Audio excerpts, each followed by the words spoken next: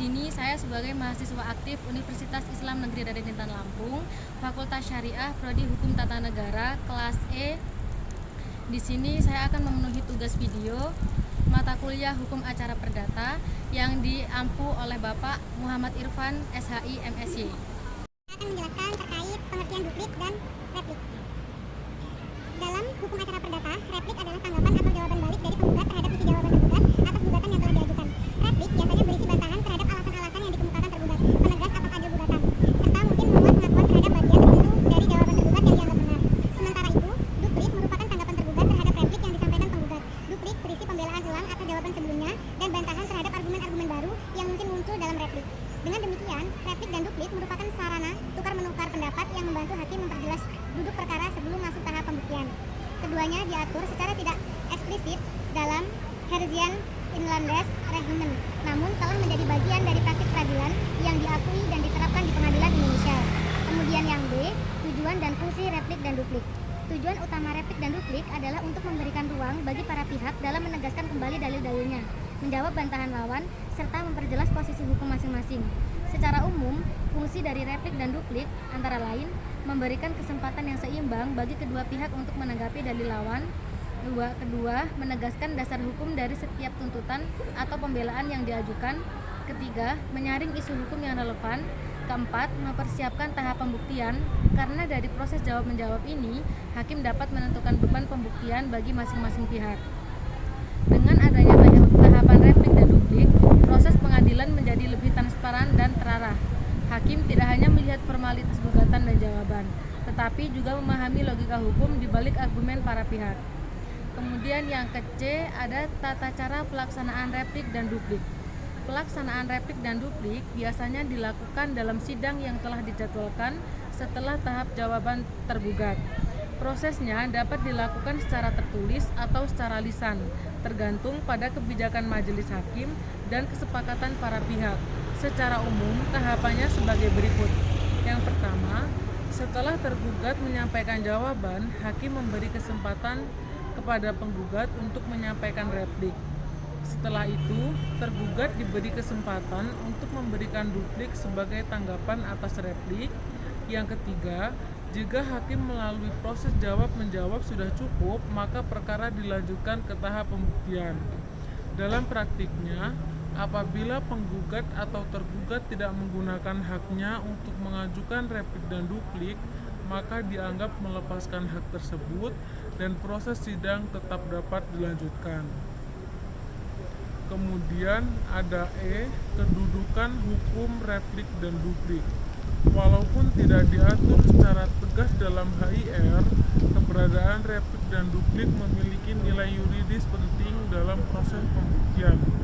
Hakim dapat menggunakan isi replik dan duplik sebagai bahan pertimbangan dalam menyusun putusan atau vonis.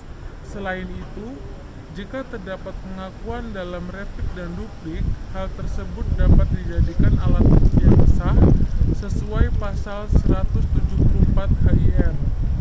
Dengan demikian, replik dan duplik bukan sekedar formalitas, tapi bagian dari strategi hukum yang dapat mempengaruhi hasil akhir perkara. Kemudian ada kesimpulan.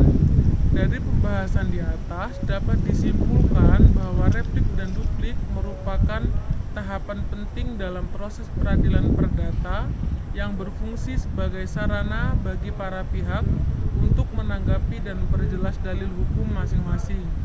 Replik diajukan oleh penggugat untuk menanggapi jawaban tergugat, sementara duplik diajukan oleh tergugat untuk menanggapi replik tersebut.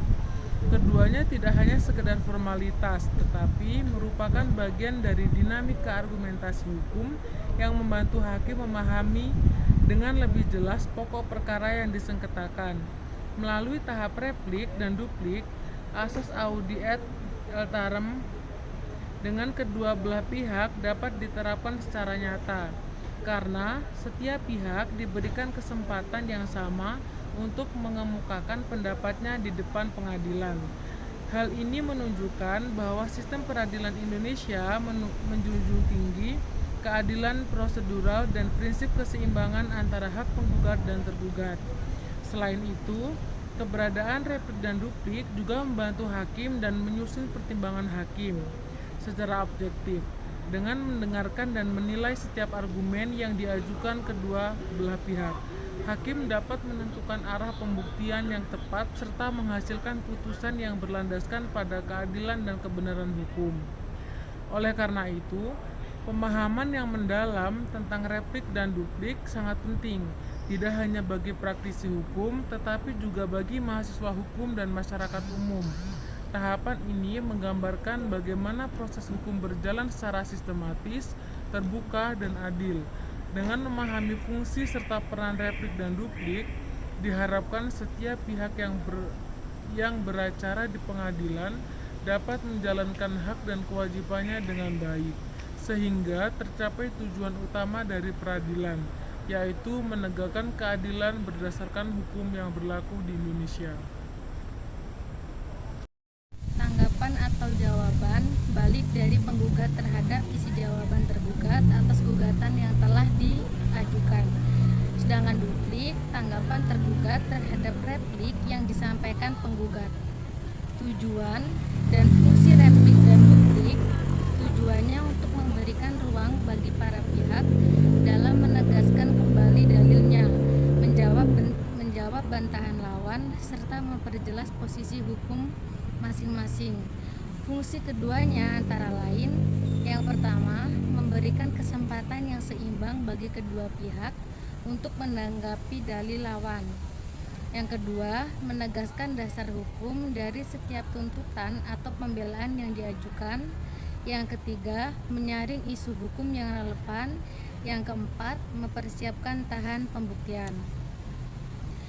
Kemudian secara spesifik, replik itu sifatnya menyerang atau aktif, sedangkan duplik itu sifatnya bertahan atau kondusif. Dasar hukum di Perdata di pasal 142 RF menyatakan bahwa para pihak dapat saling menyampaikan surat jawaban, replik, dan jawaban balik duplik dalam tenggang waktu yang sama setelah diserahkan ke panitera. Contoh kasusnya ada pada perkara perdata gugatan cerai, gugatan penggugat bercerai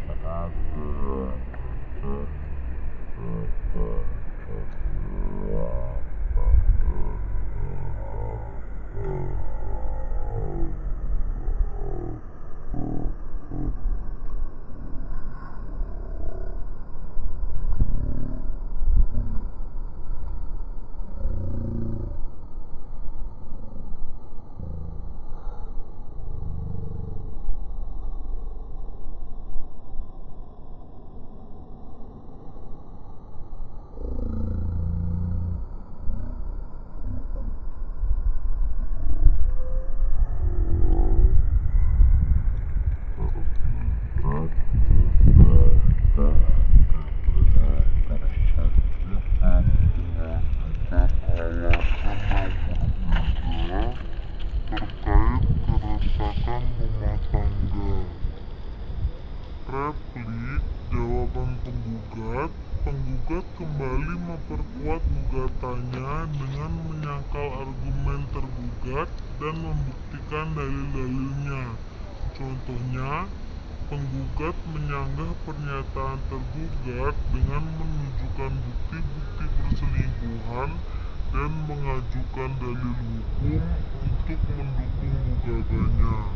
Kemudian dupliknya jawaban tergugat menjawab replik penggugat dengan menegaskan kembali bantahan atas gugatan dan replik, serta mematahkan argumen penggugat. Tergugat juga dapat menyajikan bukti-bukti untuk menguatkan bantahannya.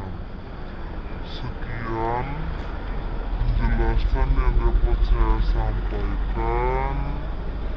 Saya akhiri, wabillahi taufiq walhidayah. Wassalamualaikum warahmatullahi wabarakatuh.